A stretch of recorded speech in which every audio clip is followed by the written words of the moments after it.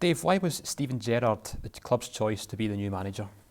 You know, if you go back to the time where Pedro left us last November, I think you'll remember that we took a decision at that point in time that rather than kind of go out there and appoint a manager, that we felt, given we've had a couple of missteps over the last couple of years with management appointments and all of that happens to the club and the players, you know, the consequences are quite severe. So we decided at that time to rather take our time, look at the marketplace very, very carefully.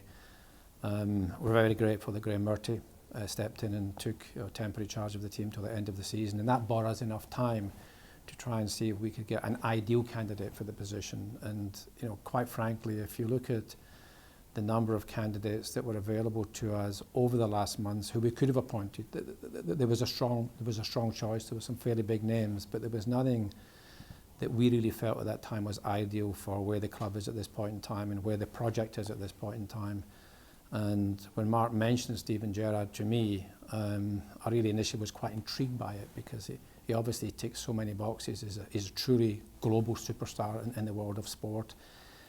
He's a leader, he's a winner, he knows what it takes to win. So as soon as Mark said to me, you know, would you be interested in Steven Gerrard if he's available? You know, I get quite excited about that right away. And I said, look, Mark, you know, certainly I'm very, very happy if Liverpool will allow us to open discussions with him, that it's certainly something that excites me. And we then progressed to the point where we're obviously absolutely delighted to have someone of that stature joining the club with the kind of commitment and ambition that he's going to bring to the club. How long did the negotiations take, and at what point were you totally convinced that he was the number one candidate? I was totally convinced really last week when Mark introduced the possibility to me. One of the things obviously I wanted to do was to meet him. We cleared that with Liverpool. I then went to the Liverpool-Roma game last Tuesday, took the opportunity to go and meet with Steven, and over a couple of hours just listening to him articulating, you know, where he is at football, why he thinks Rangers is the right job for him at this point in time. I was absolutely convinced, and as soon as I left the meeting, I phoned Mark and said, as far as I'm concerned, if you can get this deal across the line, I think it's going to be fantastic for this football club. From that meeting and his credentials, what impressed you most about him? I think that he's obviously young and he's inexperienced as a manager. So if you look at all the boxes, I mean, he ticks virtually every box that you can tick other than he hasn't managed before.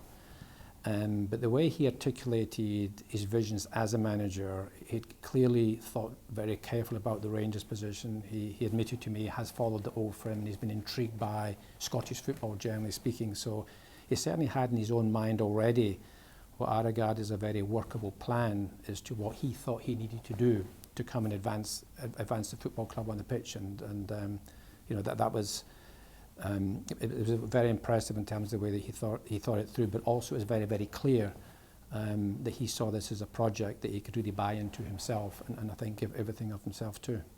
Tell us about his vision for the club and how that matches with that of the board.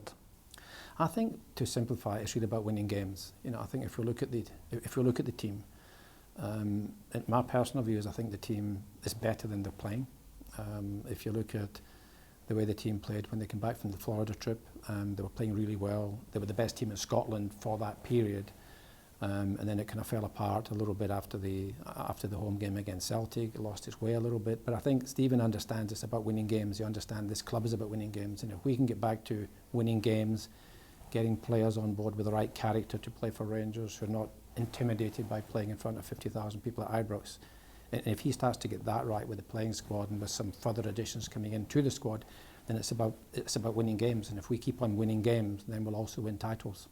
How important is it that he's bringing someone of the calibre of Gary McAllister with him?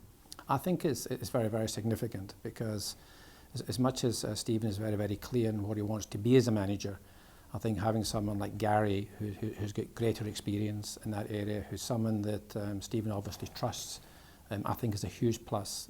I think for Steven to support him, but also for the football club as a whole, to have someone who's that committed to the club, because Gary McAllister is someone who's always followed and has a great interest in this football club.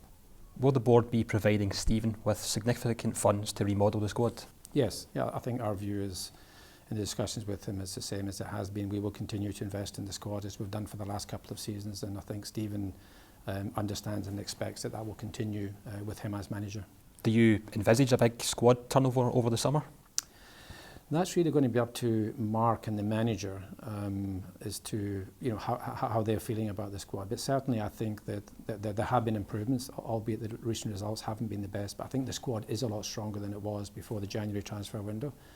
And I would still think we probably need another maybe 5 or 6 players to come in. But it's really going to be up to Stephen and Mark to get together after today and work that out for themselves and then come back with recommendations. Can you confirm exactly when Stephen will start his new role? He only starts on the 1st of June, so he does have existing commitments with Liverpool Football Club, he's got existing commitments with BT, and he will carry them out, and then he'll join the club officially on the 1st of June, so he won't be attending the next couple of games. Do you see this appointment having commercial benefits for the club as well as footballing benefits? I think commercial in the narrow sense of commercial. I think that Stephen is, as I said earlier, I mean, he is a genuine global footballing icon. And his followers in Asia, the East, China, Vietnam, Thailand. So I think the fact that this is his first management job, I would imagine there'll be a very strong global community. We'll start watching and following Rangers results just because of the presence of Steven Gerrard in the dugout.